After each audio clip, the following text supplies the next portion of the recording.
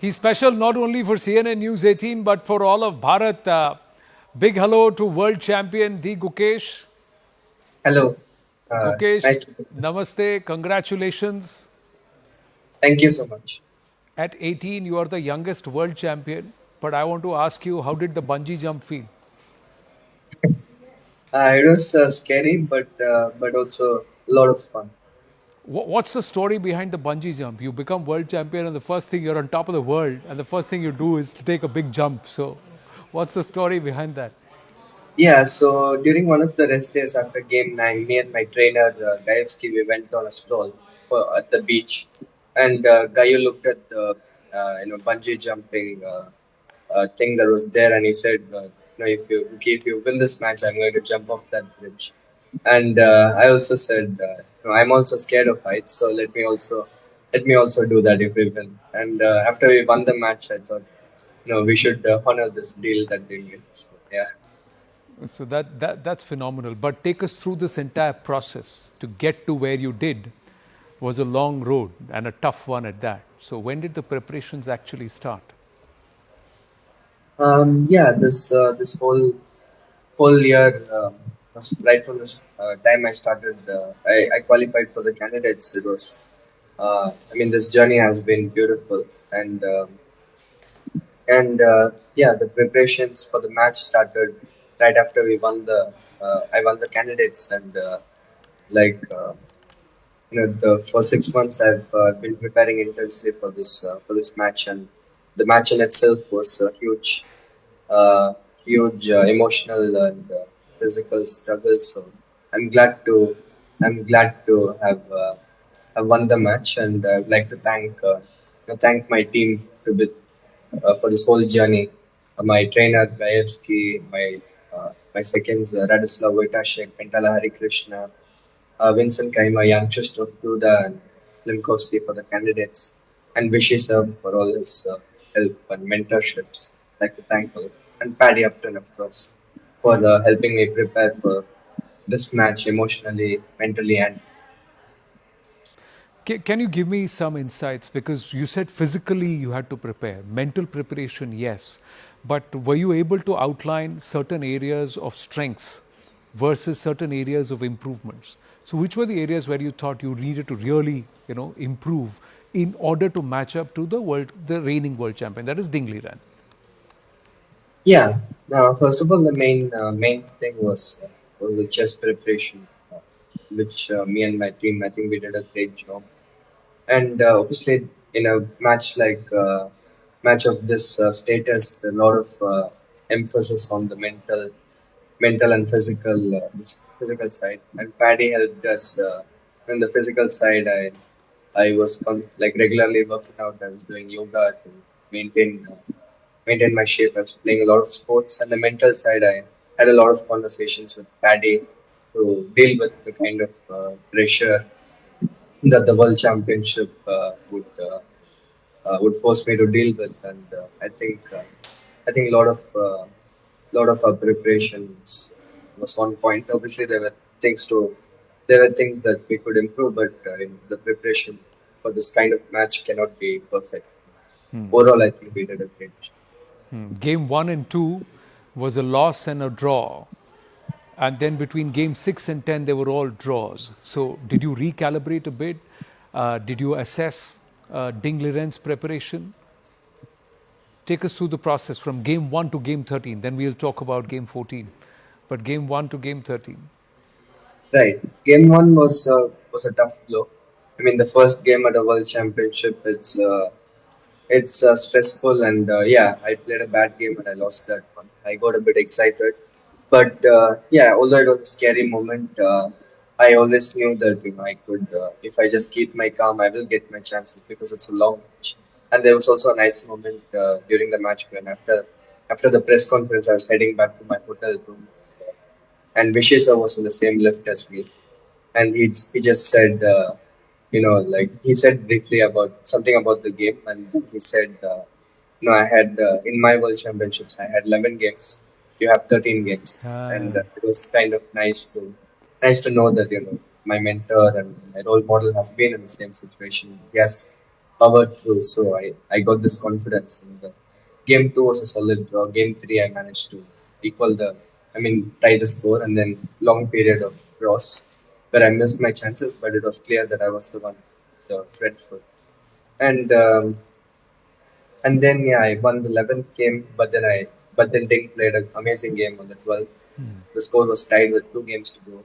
We were heading for tie breaks, and then 13th game I again missed the winning chance. But in the 14th, I think I managed to put enough pressure on him for him to finally crack.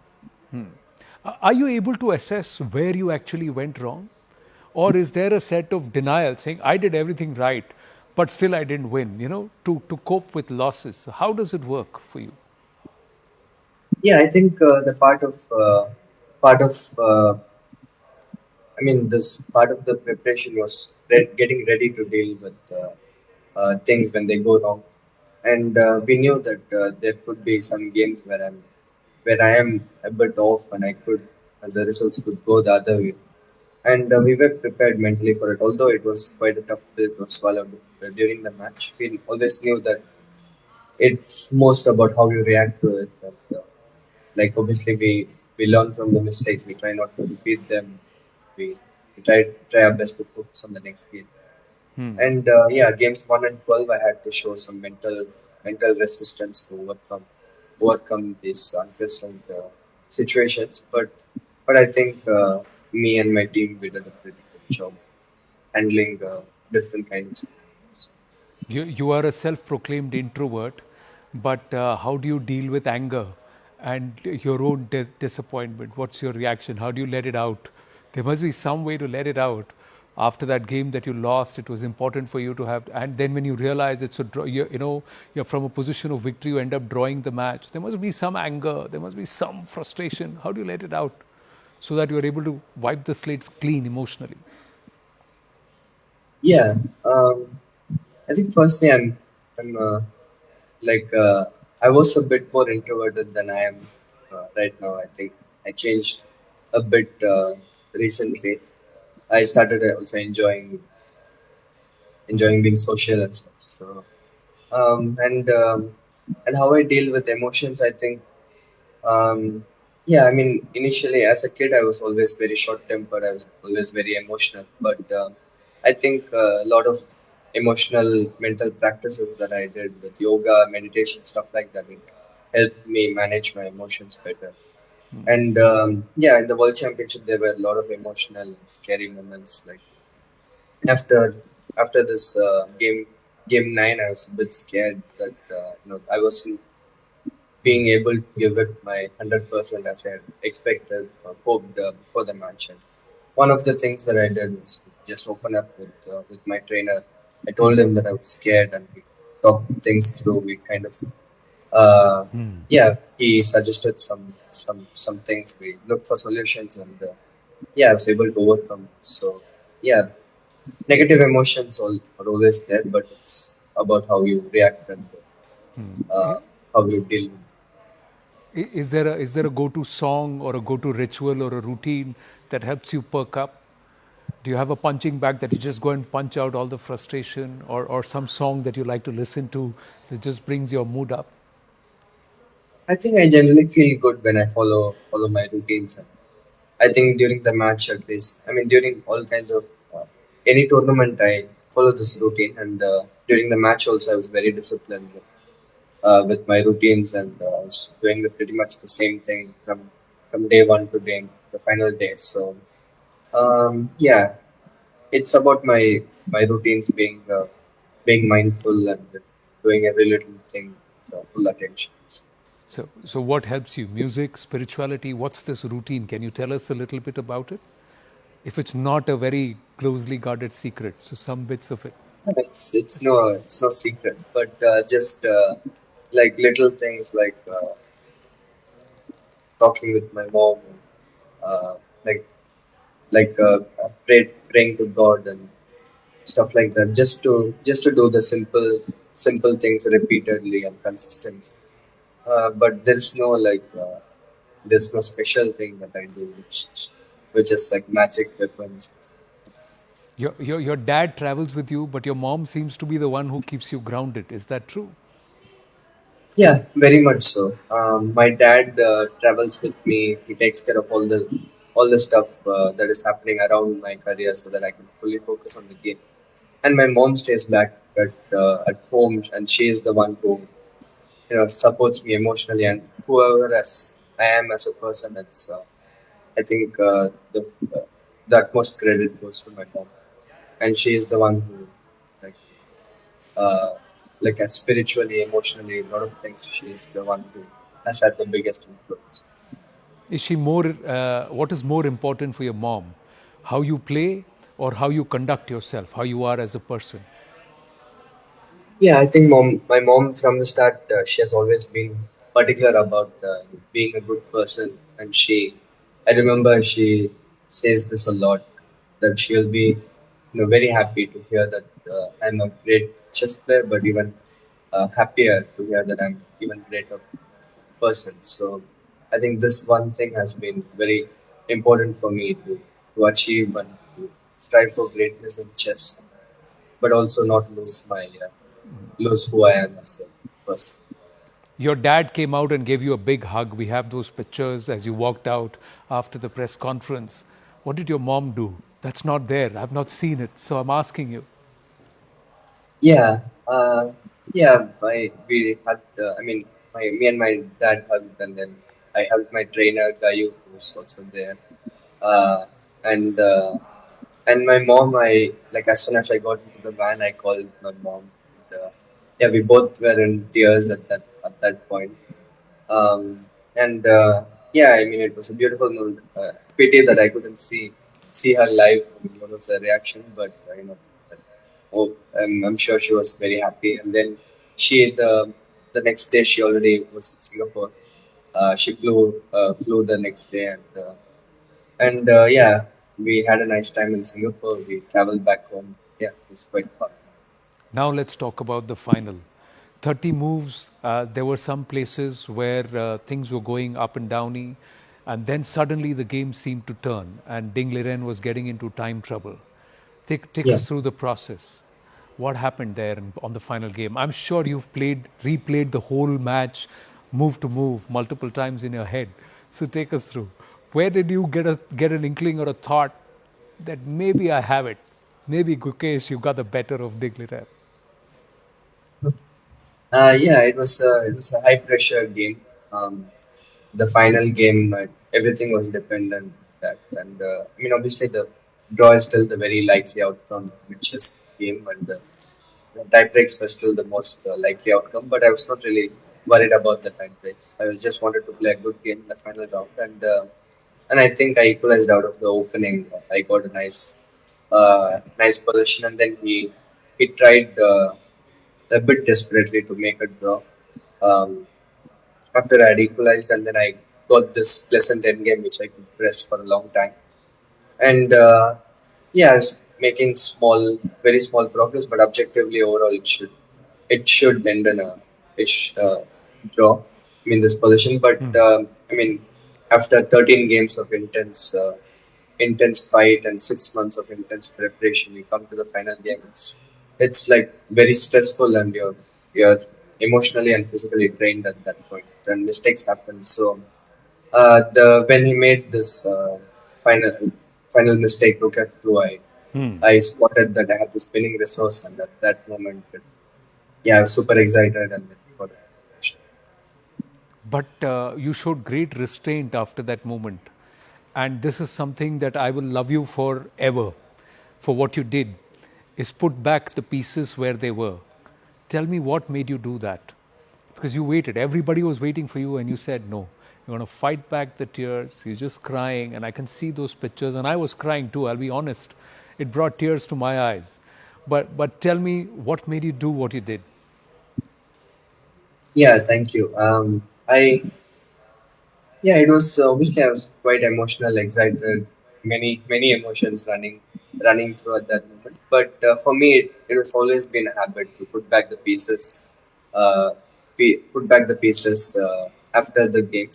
And my initial coaches, they were particular about me paying due respect to the game, to the board and the pieces that I've played the game, and it has just been a way of it has just been like a ritual that I put back to pieces. I pray to God and I show respect to the Yeah. respect to chess. It has over the years it has become a part of me. From the start, it has my trainers have stressed this point, and yeah, just a part of me. I think that's the best way Well, to explain. as you talk about it, I'm getting emotional. That's what it means to have respect for the game and that value system. So salute to your parents, your mother and your father for that. But Thanks. did you at that time think at 11 years age? I remember there's a viral video now, but I remember that moment when you said I want to be world champion. So as you were sitting there with eyes, tears flowing through your eyes, did you see that this is manifest? Do you believe in this power of manifestation? Yeah, true. I think um, everything starts with a dream, and and looking back at the 8-year-old kid, the 7-year-old kid who initially thought of this moment, who this, as I said, like this moment I'd probably lived a million times over the years, and to actually be there, it meant a lot, and it started from that dream. All these efforts and all this time and energy put in was would have been nothing. Uh, would have meant nothing if not for this dream that I had as a kid. So yeah, I think uh, I think at that moment that little kid would have been very proud. Vishy sir, how important is he? I spoke with him. I was able to speak with Vishy sir soon after your victory. He was so proud, and he had seen your game. But what is the role that he has played? We'll come to one by one all your coaches who you mentioned, including Paty Upton and Gayu. But first, Vishy sir. Yeah, Vishy sir, right from the start, he has been an inspiration and role model for me. Uh, I obviously once I uh, like very soon after I got into chess, there was this World Championship match in 13 in Chennai between Vishy sir and Magnus, and I went there live one day to watch the game, to see them inside the glass box playing the match, and I thought it'd be cool to be there one day. And once Magnus won the title, I thought it should be me who brings the title back home. And throughout the years, Vishy sir has been not only an inspiration and a role model, but also he took it upon himself to like make chess what it is in India, help the youngsters, the next generation to take their chess forward. He together with Westbridge Capital, he created Westbridge Anand Chess Academy, and he invited me to be a part of the academy, and I learned a lot through the academy. Obviously, my work with Kayevsky, my trainer, started with the academy with help of Vishy sir and Westbridge, um, and he has always been there to talk to analyze chess. He has given me and a lot of youngsters a lot of time and energy to make chess what it is, and we are all indebted to Vishy sir in a huge way. And also, I would like to mention my sponsors, Bestbridge, Sandeep sir. He has been like my sponsor has been like very supportive for the last 1 year in many started with the partnership with Waka, and then uh, they decided to personally sponsor me. And not only the financial support, which has been very crucial in preparations for this whole cycle, but but also them as individuals, they supported us like very the whole Westbridge team supported us very uh, in a huge way emotionally. They're always there to encourage, and Sandeep sir usually often travels to tournaments to root for me. Yeah, all these things mean Fantastic. the And has the Federation, All India Chess Federation, also helped you? for sure. All India Chess Federation, they've also done a lot. It was, I think, also a great moment, and it was also a nice fitting fitting moment where in the Olympiad India won 2 gold medals. It shows the kind of support that the government and the federation has given to chess and the chess players. It's the whole community for chess in India. It's unbelievably strong. How did Paddy Upton help you, and how did you come into contact with him? Because we know him as somebody who trained the mentally helped the conditioning coach of the cricket team, and he's worked with cricket teams. But to work with a chess player, and how did that happen? How has he helped you? Right. So our work with Paddy basically started soon after the candidates. In preparation for the World Championship, I and my team we thought it would be nice to work with a mental conditioning coach because the experience demands high mental toughness and so we told my sponsors Westbridge Sandeep sir about this and Sandeep sir was so quick in order to take action. Like he immediately got in touch with Paddy, and we that's how our work started, and he has been a huge support. He has we prepared for all kinds of scenarios in this match. We visualized a lot of stuff, prepared ourselves for all kinds of stuff that will happen, how I will feel during the match, and how will I react to it. Everything was planned, and especially Paddy being part of high level sports for so many years has had many insightful suggestions which really helped me in this match. So I'd like to thank Westbridge and Paddy for this amazing. No, we'd like to thank It's all of them because that's the reason. They're all contributed some way or the other. They may be soldiers or pawns, but they have played their role in trying to make you the king of chess. But now you're a champion. You're no longer challenger, Gukesh. So how does that change things? um, to be honest, it does not. I mean, it's obviously the world champion title, the win, and the uh, kind of, uh, kind of uh, support that I see from India in the world of chess. It means a lot to me. But my overall approach does not change much because I still want to have a long career, play a lot of chess, keep working hard, and try to reach my full potential and become the best player in the world. And I think in terms of that, it's still a very very long way to. Uh, I'm just really looking forward to the whole journey, and I strongly believe this is just the start of a very long and enjoyable journey. Did you get a chance to speak with the Prime Minister? Did PM Modi call you? Any plans to meet him? Um, yeah, I was super excited, uh, honored to see Honorable Prime Minister Sir's tweet after I had won the match, and not only this match but also after the candidates and the Olympiad. We had met with them, and it was a huge honor. And hopefully in the next few days uh, I will be able to meet the Honorable Minister Sir and get his support. Well, Gukesh, how are you placed on the 17th of January? Because the Indian of the Year here at CNN News 18 is on the 17th of January, and you are nominated as one of the rising stars. And let me tell you, the popular vote is for D. Gukesh.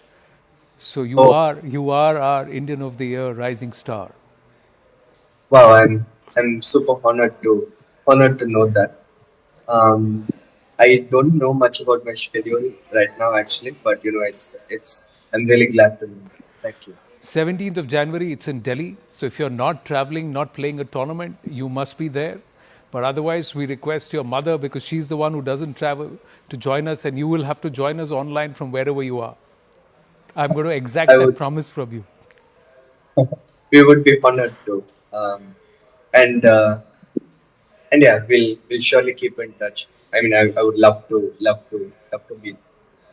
More than you loving to be here, we would love to have you here. So let's try and make this happen, Gukesh. I'm so proud of you.